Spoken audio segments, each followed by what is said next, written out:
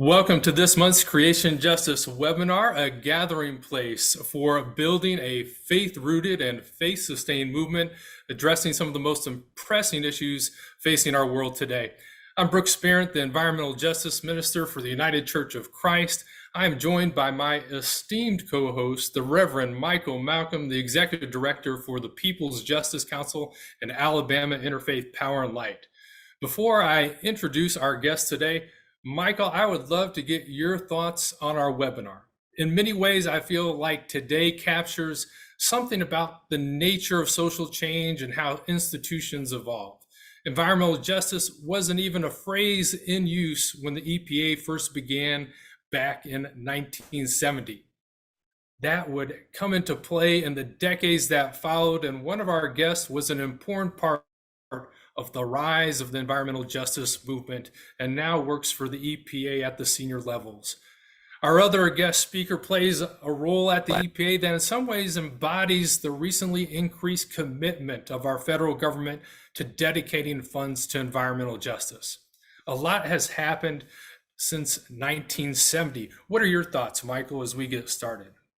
Yeah, Brooks, it's awe-inspiring to witness the impact of faith communities, especially when your denomination is the United Church of Christ, which is, one that is leading the way. To be honest with you, I see the mark of the moral universe bending toward justice. The UCC led the way in the creation of the first environmental justice report on toxic waste and race. And it's now leading the way in making direct connection with the EPA. I once read that when Joshua and the Hebrews were about to cross the Jordan River, Joshua instructed the priests to go before the people. This is to say that if the ark is going to continue bending for us, we who are people of faith and a people of conscience must continue to bend it. In other words, we provide the momentum. And I'm grateful to be a part of a legacy of arc benders. I'm grateful for this connection. And I also look forward to hearing from Brother Jacob and hearing from Brother Charles as well.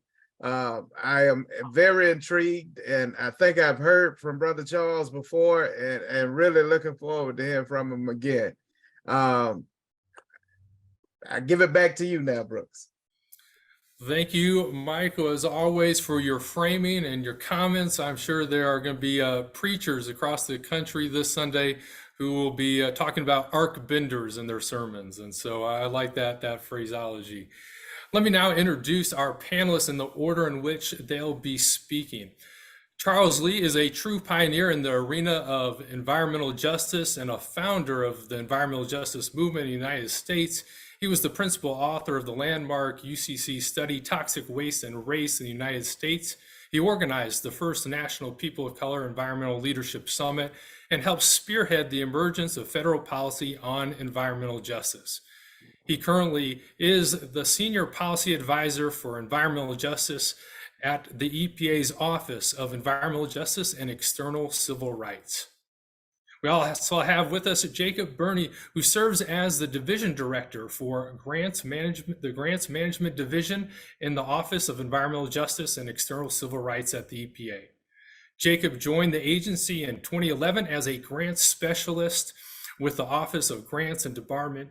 He then transitioned over to the Environmental Justice Program in 2015 to manage the Environmental Justice Grants Program.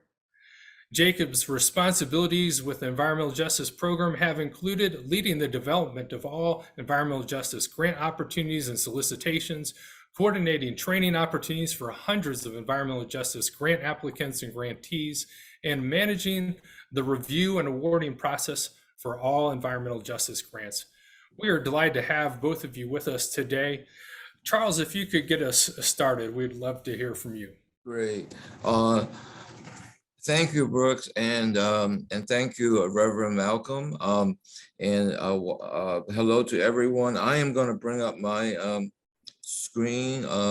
So thank you again, and I just wanted to kind of this quick overview in terms of what the term Center of Environmental Justice at US EPA means, and it is really apropos because of the comments both of you have made as far as the place of the United Church of Christ in this history. And, you know, I want to start by grounding this talk on centering environmental justice and civil rights at US EPA with a profoundly personal perspective. As many of you know, my view of this issue is rooted in the work I did with the UCC Commission for Racial Justice starting some 40 years ago. Like it was said, you know, when I first worked on this issue, the term environmental justice did not exist. It was, in other words, it was a time when these issues related to the confluence of race, poverty, environmental equality did not even have a name. So there's many things that epitomize the significance of this. And there was a time, if you go back further than the 1980s, say to the 1930s, where, and this is about one example of structural racism, that when, redlining helped shape the geography of American cities, and certainly, we are now finding the relationship, the stark relationship, even in terms of dose response relationships perhaps between, communities or areas that are lower graded in these redlining maps to an adverse impact. This issue at that point, when the 1980s around, that was really kind of posed when I went around the country. People talk about, so what does race and class have to do with the environment? And certainly what is so and that was an issue that was I think really profoundly on people's mind, because people did not understand that there is this relationship, and it pervades almost every part of the way that we live our lives, from transportation to areas of where green space is, to climate impacts, or health disparities, and so on. And so, like it was said, when I was working for the UCC, and we came, I wanted, and I was finding like all kinds of examples of these types of disparate impacts. I wanted to figure out a way to put the issue on the map. And that was what, long story short, led to the 1987 landmark study, Toxic Waste and Race in the United States. I wouldn't know, there are a lot of things that came out as a result of that, which I will not I go into in detail, but when the word arc of history or the arc of the moral universe is applied, it is something that really is apropos to environmental justice. But you should know that when we sent the 1987 report to EPA, the response we got from the assistant administrator then of solid waste and emergency response was that EPA deals with issues of technology, not sociology. So like I said before, I went into this a little bit already as far as the relationships between systemic redlining, systemic racism, and environmental conditions. And here's just a slide that shows you from this recent article that talked about this kind of relationship, this very, almost dose response type relationship between where redline communities are in adverse impact is. But it also starts, we are beginning to understand and being able to conceptualize how structural racism and multiple adverse health outcomes, as shown in this conceptual model, it plays out, and how these impacts, which really are, talking about the cumulative impacts of adverse environmental and health outcomes. So within the Biden administration, this slide is meant to show the how the Biden administration has expressed its commitment to environmental justice and civil rights. And you know, this kind of gives you a constellation of these of the programs, the initiatives and programs and policies that have been issued. And so, you know, when President Biden took office on his very first day of office, there was a slew of executive orders that made racial equity, environmental justice, and climate front and center. One of those was the one on racial equity, 13985. There's another one that talked about tackling the climate crisis, which is Executive Order 14008. And this is the one that mandated Justice 40, which is that 40% of the benefits of a group of climate, energy, and environmental programs would accrue to quote unquote disadvantaged or overburdened and underserved communities. There are now many pieces of legislation, and this is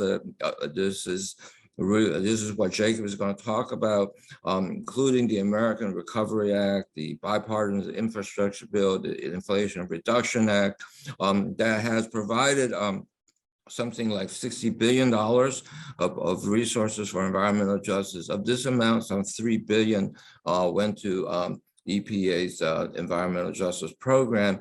And Jacob is going to go into that in terms of how EPA is thinking about a whole new strategic approach towards providing, utilizing, leveraging, and creating an entire ecosystem of support for communities with justice concerns. I do want to say, before I leave this slide, by saying that, you know, it wasn't, it was just a short time, maybe 3 or 4 years ago, where something like an EJ grant of $25,000 was a really big deal.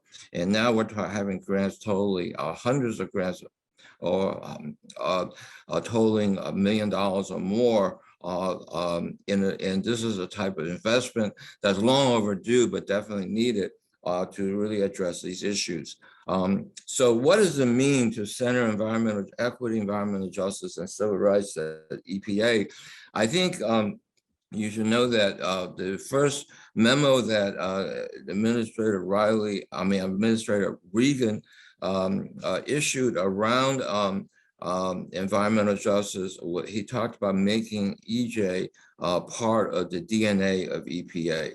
And there's no better way to reflect that, to illustrate that than what happened with respect to EPA's strategic plan. Now, strategic plans are pretty dull, kind of arcane things, but they are really vital towards moving institutions and setting the course and accountability of these institutions. And heretofore, before this administration, the principles by which EPA carried out its mission of protecting human health and environment was to follow the science, follow the law, and be transparent. In this administration, we've added the idea, the principle of advancing justice and equity. That is a really big deal. And one of the goals of that is now one of the 7 goals of the strategic plan is taking decisive action to advance environmental justice and civil rights. Never before has environmental justice been put at the very heart of EPA's mission. So then, you know, the other piece on this that's important is the idea that EPA created a new national program office that combines environmental justice and civil rights, called the Office of Environmental Justice and External Civil Rights. And that made the program, moved it from being a boutique program to a program office on the par of other big mainline programs like the Air Office or the Water Office or other offices like that. So that is a huge step in making environmental justice part of the very fabric of how EPA does its mission. So I think I want to end by talking about what this means in terms of the overall long-term significance of this. I will go back to my earlier point about what EPA said when we send toxic waste and race to it, with that it deals with issues of technology and not sociology. And so in one sense, what's happening now is an illustration of how EPA has come full circle, and in terms of the centrality of these types of questions,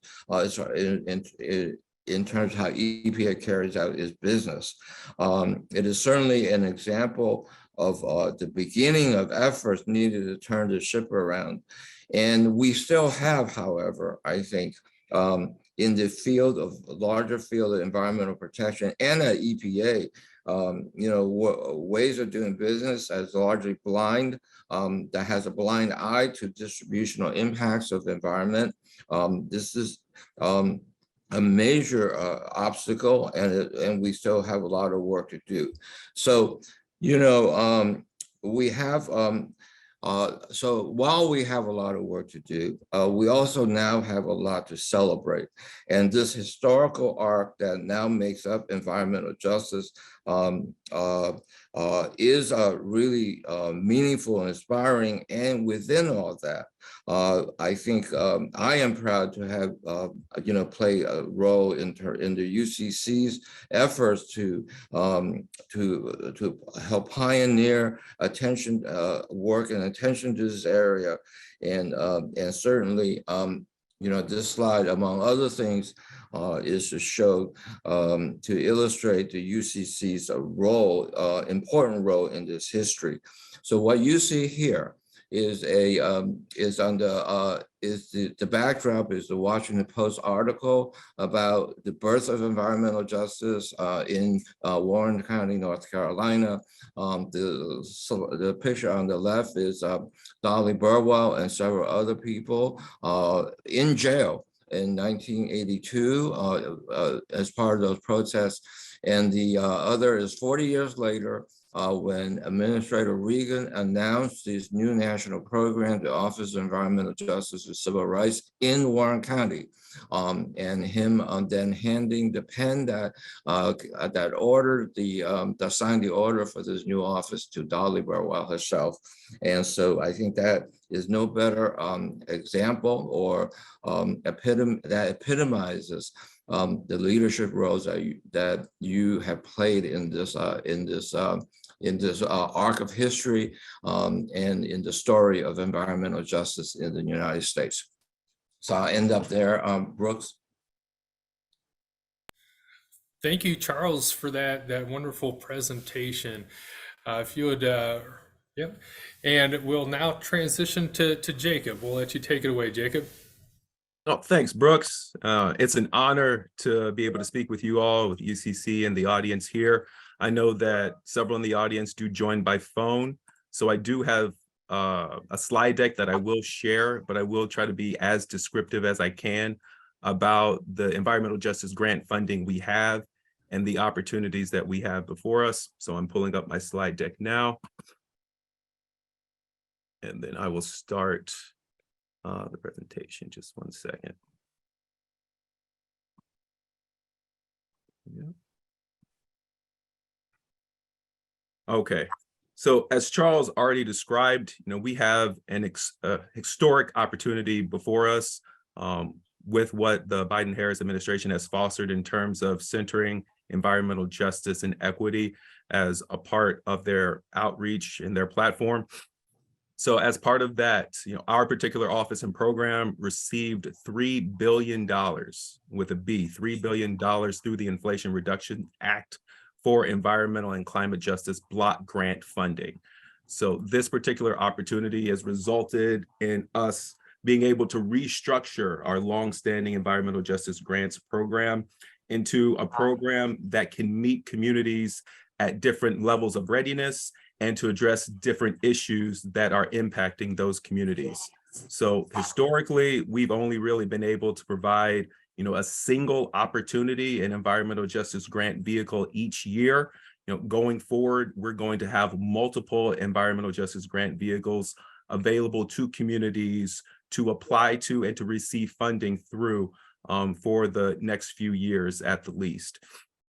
So with the Inflation Reduction Act funding, and overall, the purpose of our Environmental Justice Grants program is to provide direct funding to communities, community-based organizations, and stakeholders to provide direct support to underserved communities who are disproportionately impacted by environmental issues, and to address and to actually conduct activities to address those issues. So we fund all kinds of different project activities, public research, outreach, trainings, workshops. We have implementation authority, which means we can do refurbishments, cleanups, as well as construction for any kind of activity or issue that is impacting communities. So one of the biggest hurdles that we know with communities, faith-based organizations in terms of the federal grant space is access. So what we're doing and what we plan to do with this particular funding is to champion access first and foremost, to make the funding as accessible as possible, and to get the funding as expeditiously into the hands of communities as we can. So we want to make sure that these resources are meeting communities where they are, addressing their needs in real time. And we want to, of course, integrate sustainability into everything that we do. So the funding that we provide gets the ball rolling in communities, especially if they're first starting out addressing particular environmental issues impacting them, but keep that momentum going and get that snowball growing bigger in the years to come so they can continue changing the reality on the ground in their community and revitalizing their community. So with this funding, as I mentioned before, historically, we've only received enough funding, about $1 million each year, to provide to communities. Now we're going to provide multiple $1 million opportunities to communities each year. So we have the opportunity to restructure our entire EJ Grants program to meet communities where they are at their level of readiness. So if you can see the slide, we have an on-ramp right here with 4 different levels of community readiness and activities that communities can propose to perform in their community. We have the assessment level. So communities that are just starting out need technical assistance, need resources, need training, understanding the overall federal grants process. We have planning and project development. So partnerships are starting to be formed in the community.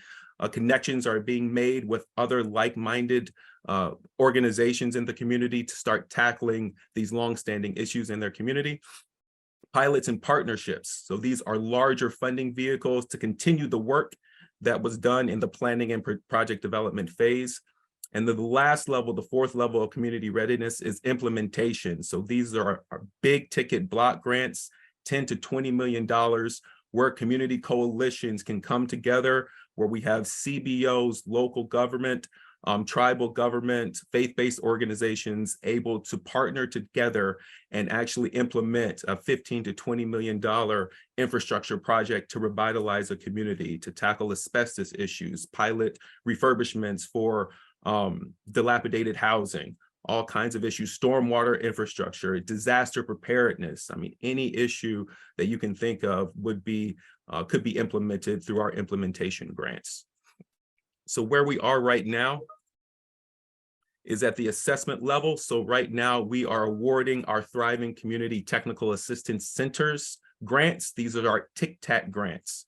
So the structure of the TIC-TACs and the purpose of the TIC-TACs are to provide that grassroots, ground floor, front door technical assistance to communities who don't know how to get started.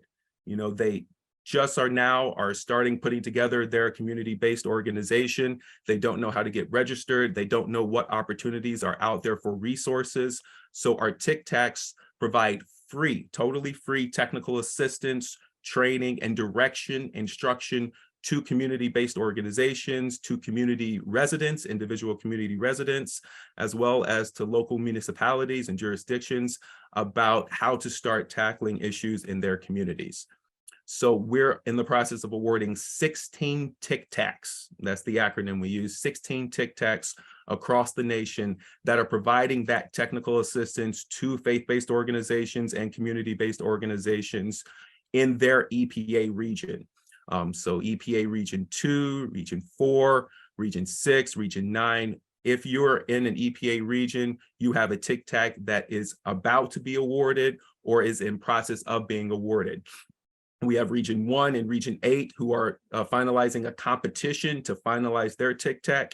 But by the end of the calendar year, we hope to be in a place where every single EPA region, the nationwide, has a TICTAC that their communities can reach out to, and the TICTACs can reach out to their communities to provide direction and that ground floor, front door technical assistance to communities. So we partnered with the Department of Energy on this particular opportunity to also provide technical assistance related to the clean energy transition.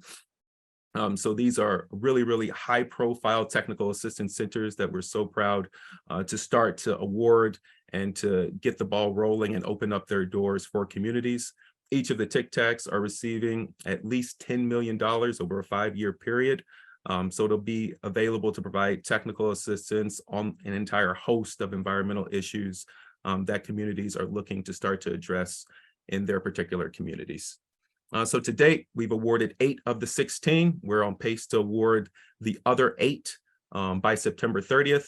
And as I mentioned before, Region 1 and Region 8, we're looking to award those or at least select those particular TICTAC grantees by the end of the calendar year. After the TICTACs, we start going into our grant making program. So this is our Environmental Justice Thriving Communities grant making program. It's similar in structure to the TICTAC. So there will at least be one grant maker in each EPA region.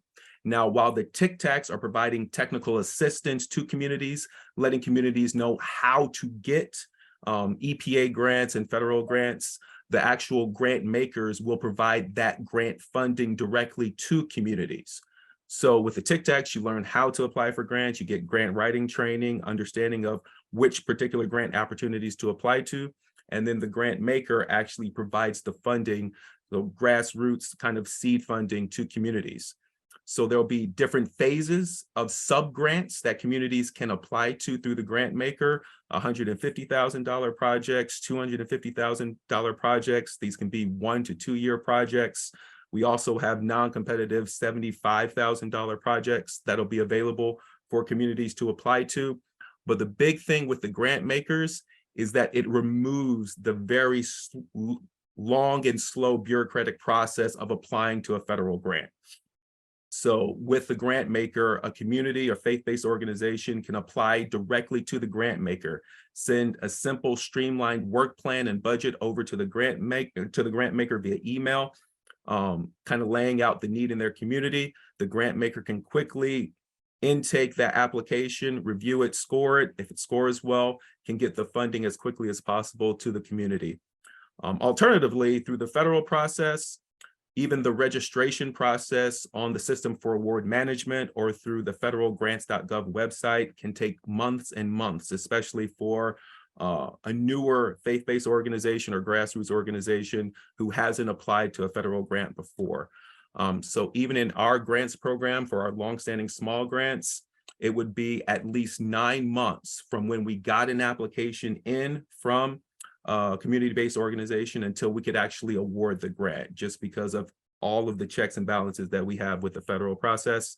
You know, that will be expedited through a grant maker. Grant maker, we're hoping that they can get the sub-grant award funding out to communities in a 5 to 6 month period max. So really trying to get funding to communities as quickly as possible so those communities can start to address the issues as quickly as they can. So each of the grant makers will get $50 million to award to communities throughout their region. Like I mentioned before, that $50 million will be divvied up into $150,000, $250,000, or $350,000 subgrants. We also have the $75,000 non-competitive grants available there.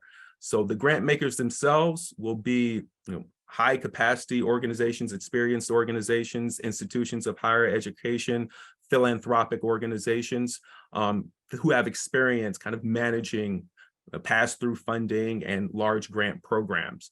But the purpose of the Grant Maker program and a requirement of the Grant Maker program is that for every $50 million award we give out, at least $40 million of that $50 million must go to communities through the subgrants.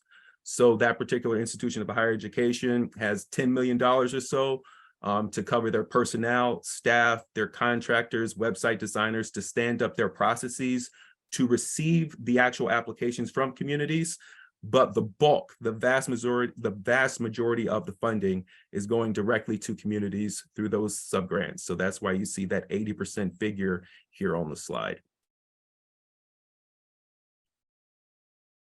And after the Grant Maker program, we go into pilots and partnerships. So these are our legacy environmental justice grant programs, our environmental justice collaborative problem solving grants, as well as our environmental justice government to government grants. So this is where we provide direct funding to community-based organizations and local governments.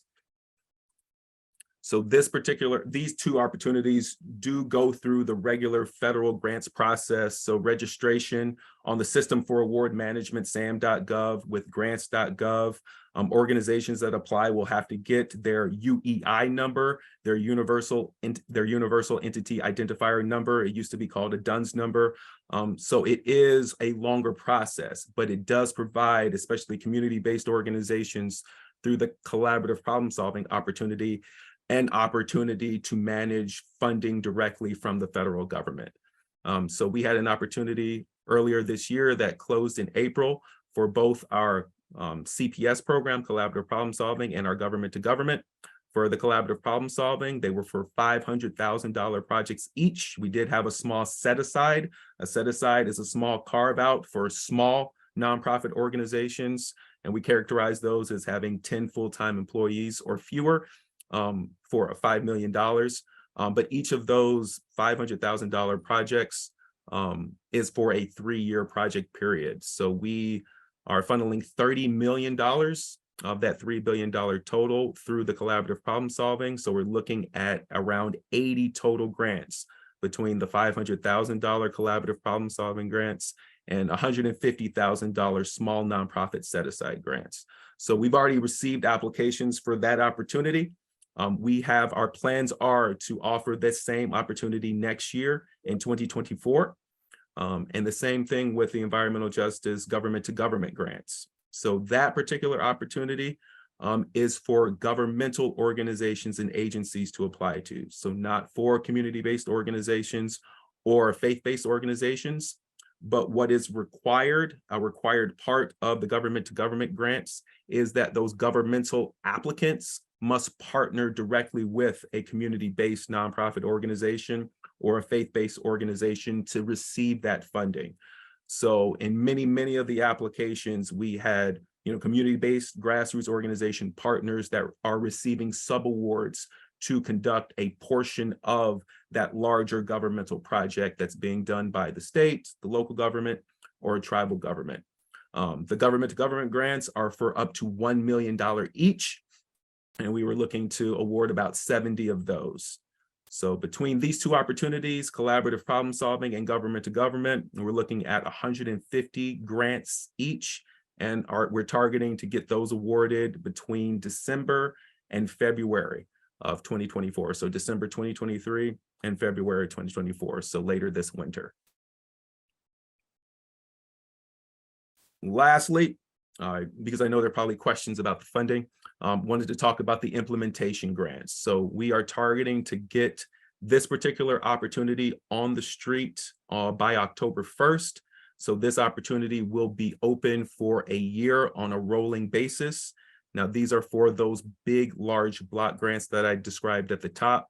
So we're looking at 10 to 15 to $20 million singular grants going to a community coalition to conduct work immediately on the ground. So through this opportunity, we're looking at shovel-ready projects. So we're going to have a lot of technical assistance available to applicants and community coalitions who are looking to get one of these block grants available to help them, especially in the compliance arena, when they would need to comply with the permitting to start an infrastructure or construction project in their local jurisdiction, when they would have to apply or comply with Build America, Buy America, or the Davis-Bacon Act, some of these construction-related compliance requirements that communities would have if they wanted to do a large-scale construction process. So through this particular community change grant opportunity, we are looking to funnel about $2 billion of the $3 billion that we received through the Inflation Reduction Act through this particular vehicle. As I mentioned, we're looking to keep at least the first phase open for a year straight. We'll be intaking applications as they come on a month-to-month basis. When they come in January, we'll review them, score those that come in January, start the award process and the selection process for those that score well. As a part of that application process, we're also looking to do face-to-face interviews. So have that as part of innovative kind of application and selection process. So it won't just be the academic exercise of writing a 20, 25 page, 40 page work plan. It'll also be an opportunity to meet one-on-one and interview the actual applicants if they score well enough on the written portion, to see their passion, to understand the goals that they have with a $20 million block grant and where they want to see their community grow or go and to grow over the next few years. So technical assistance is critical to us being able to get all the funding out the door and to the communities most in need. So that is why we have this restructure. We have the technical assistance centers, those TIC-TACs available to help point communities in the right direction, give them that grassroots and that fundamental training on grant writing, as well as how to delineate roles and responsibilities and where to kind of target their efforts, especially when they're first starting out. Here also with the slide deck, I just kind of have a chart about where we are in the selection, opportunity, and award process. For a lot of the funding, we're looking to start the award process later in 2023, the end of 2023, and start in 2024. The grant makers, I think the grant maker opportunity and applying directly to those grant makers in your region is going to be really, really important and highly attractive to a lot of faith-based organizations, especially locally. So those grant makers, we're looking to award those in February, and those processes and opportunities that the grant makers have available for those $150, $250, $350,000 grants, year-long grants, those should start to come available in March and April of 2024. So that would just take an expedited application to get that funding process started there. And I just included some statutory language from the Inflation Reduction Act, just as background in terms of what types of applicants can receive the funding, but this is just for your own edification later on. And that's a rundown of where we are for the environmental justice grants. Thank you. All right. Thank you so much, Jacob. Those are two terrific presentations, a lot of great information to digest there. I definitely appreciate probably how busy you've been with all this coming on board. Michael, do you have a question to get us started with? Yeah, so I got to tell you all, Jacob and Charles, Brooks and I went back and forth about what to ask you all, and it seems as if though you all have been reading our mail or something, because it seemed like you hit every point that we wanted to talk about. But if you can, let's talk about TIC-TACs for a minute, because I think that's extremely important to this audience, whether they realize it or not. Can you go over some of the communities or the community organizations who are the channels for this? Can you name them at this point? I know some of them, but can you name them at this point?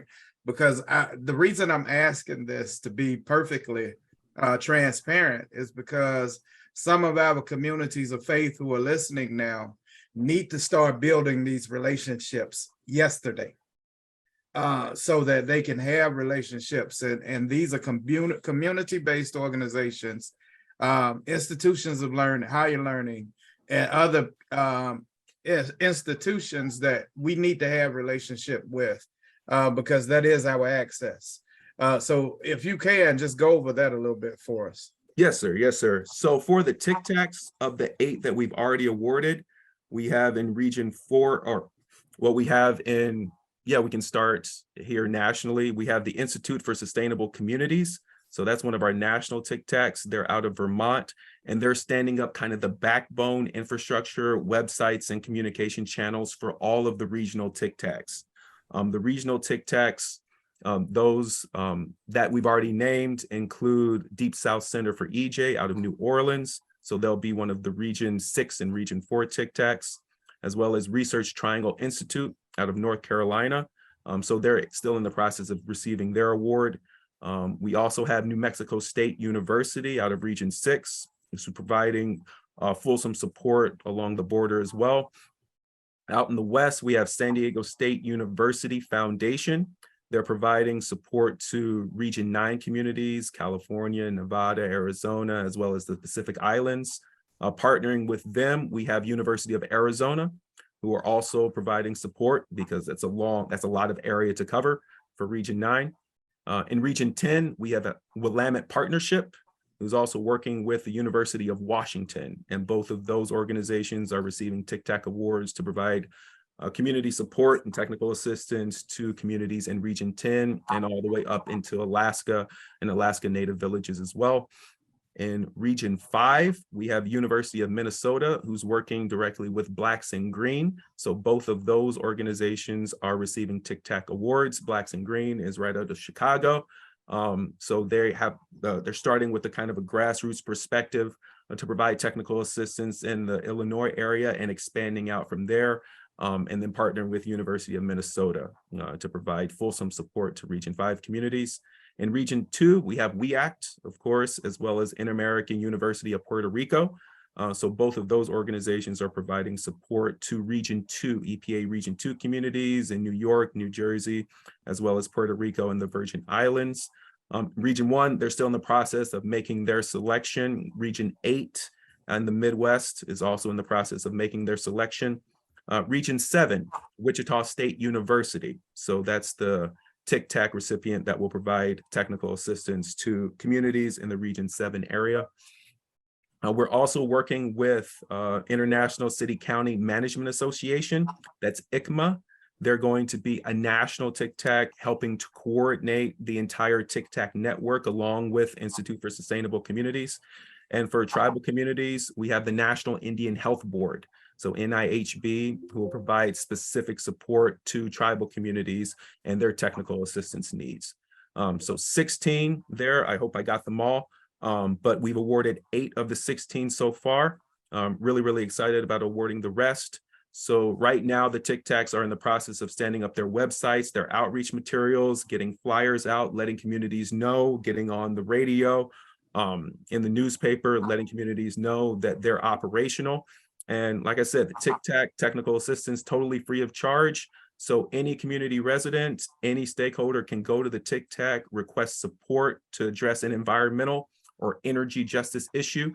And that TICTAC will provide that technical assistance and that guidance as to what particular subject matter expert can provide that technical assistance that you need. But if it's just grant writing training, you've never written a grant before, don't know how to get started, don't know what to do, that's what the TICTACs are for. If you have particular issues that you're looking to tackle, but you don't know who to ask, that's what the TICTACs are for. The TICTACs, they're required to work with your local government, their state government, to understand the different resources that are available to communities locally, and then point the recipients of that technical assistance to those particular resources and or provide the resources directly. Thank you for that thorough response and informative response. A question I have is, as you were talking about the grant maker process, kind of the grant makers that be kind of helping dispense kind of those large chunks of money.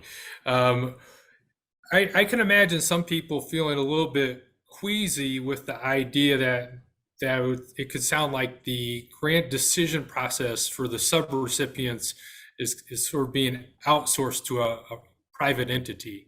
And, are there some justice-oriented criteria for determining those grant makers beyond kind of the requirement that X percentage of the money goes to the communities? I guess just help us to think that through.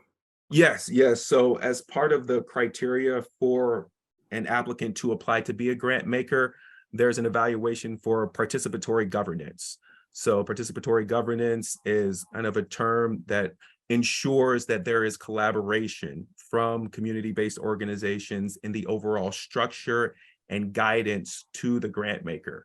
So there is required community-based organization involvement as to the actual selection process that the grant maker is going to implement, as well as their scoring process and their selection process.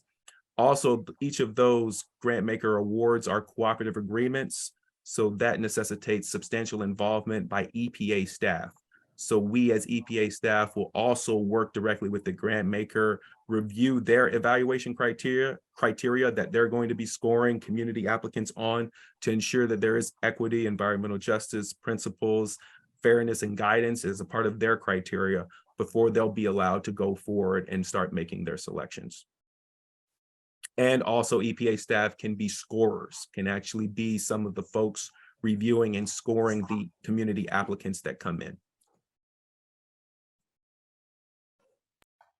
Great, that's a helpful response. Michael, I'll give a question to you, and I've got more questions if you don't want to jump on. Brooks, I'm struggling with this one, to be honest with you. Again, my questions that I had have been answered, so I'm gonna pass it back to you and let you take this next one. Yeah. And then I'll jump back in. I think, you know, a question that some in our audience might have, because I'm thinking this week was just like yesterday, in fact, was the deadline for a comment period for power plants and the EPA rules regarding that. And I think, you know, we were tracking that. We were encouraging, you know, people to make comments and submit comments. And I know that, you know, some of the comments that that people were being encouraged to make by a number of environmental justice organizations pertain to issues of carbon storage and transportation, and the environmental justice concerns about communities that have already been, you know, suffering and bearing the burden of pollution, being impacted or having a say in when with these carbon storage and projects and transportation projects that are being proposed. And so I guess, you know, one thing is just kind of help us to understand when the EPA is receiving these comments and these concerns about environmental justice with issues like that, how is that, you know, processed? How is that taken into account? Like what's going on at the EPA when those concerns are being raised? So I don't know if there's any one way to answer that, but generally speaking, say like in a rulemaking process, like this one here, you know, required public comment is part of the process, right? And so those are always, you know, broken down and sorted out, and then responses are being made to that. At the same time, you know, those comments are factored into how the particular office is thinking about these issues.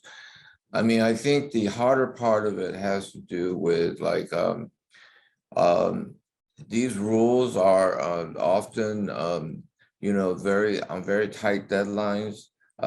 Sometimes the data that is needed to fully inform the environmental justice aspects of a rule are maybe not there. The questions that have to do with how do you start to take in, you know, these comments, and like stepping back, not knowing the specifics of any particular thing, but it's like, you know, we say that it's very important to incorporate and reflect the community reality, the community's lived experience. So how do you start to take that, which usually comes in narrative, qualitative information, and start to translate that? I mean, I think that's a big hurdle that most EPA decisions, most EPA analysts and decision makers are still grappling with, because every because tend to this is an area where people tend to be looking give premium to quantitative information. So, I mean, there are a lot of things like that. I think also, I mean, what we found in the EJ space is very important to do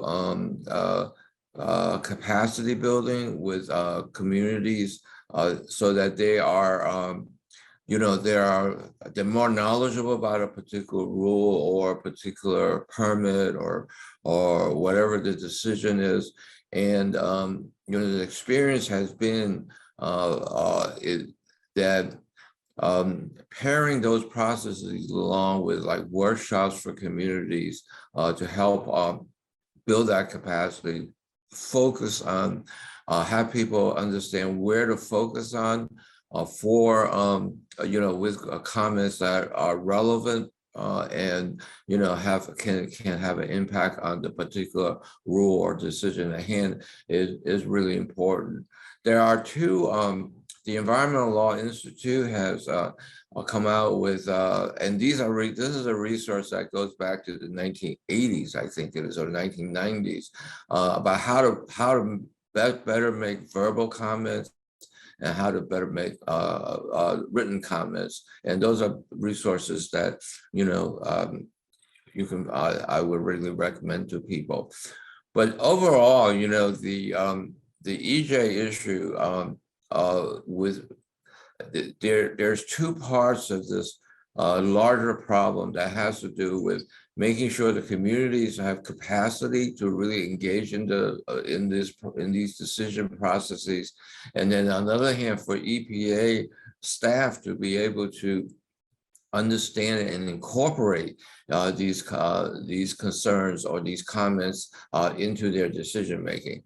Those are big long-term issues that I think in the Equity Action Plan that was issued back in the early days of the Biden administration, those were put out as major challenges and barriers to equity. And I think we are still it's not gonna be solved overnight, but those are, at least there's a recognition of that as an important set of issues. Thanks. Really appreciate that response. I think, one other thing that has been kind of in the news lately, and has been an issue, I think, over the years, brought up in terms of environmental justice concerns, is kind of what happens with particular civil rights complaints that have been made. Recently, I think what was in the news pertained to Cancer Alley in Louisiana, and the decision of the EPA to not pursue particular investigations there. What can you kind of tell us about those type of decisions? Yeah. So I would start by saying that we are operating under a very tortured legal terrain, and we all need to understand that, right? There is John Powell, who's a noted thinker about race and racism. He is at the Othering and Belonging Institute at University of California, Berkeley. And they put out a piece around how advocates can navigate the legal terrain, in terms of like, what is the best way to do this? There's one option that most people do is like, what do they call it? Defiance, outright defiance, ignoring the legal terrain and, ending up in places where you don't want to be. Some of these things could really have legal precedents that set whole programs back, which is one of the backdrops in terms of the Louisiana, decision by EPA. On the other hand, there's also one that says you put your head in the sand, right? Just ignore these things. And the third is a much more carefully thought through, continuous set of actions to address these issues, but with an understanding and evaluation of the legal kind of terrain that you're going to deal with, especially with issues of related to race and decision making. So, and this is really a big, particularly not just after the Louisiana case, but also the Supreme Court decisions around affirmative action.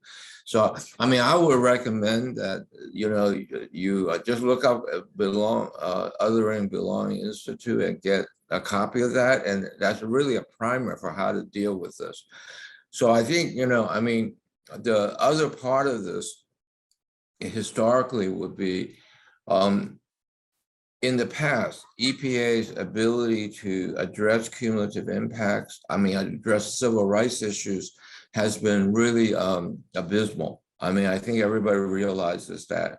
Within EPA has pretty much historically ignored Title VI and as a real tool. That has resulted in many frustrated Title VI complaints. I think EPA has done a pretty a great job in kind of bolstering the civil rights program and made civil rights come the center of what we do. Right, as I said, as I said in my comments, the proficiency and the ability of the civil rights program, the external civil rights program, to process these things are a whole lot better. We should also know the number of complaints have gone up exponentially. I think I don't know the exact number, but it's just a huge number. So this is a huge amount of work to properly process them, and all in all, there's been a lot of good work being done and some good results. All these complaints are really challenging, and many of them are at the point of resulting in some positive change and commitments on the part of different of the recipients to work with the community and work with the EPA on pretty productive things. And not to go into any specifics, there's also this other issue that Louisiana is indicative of, which is that these are all come under a real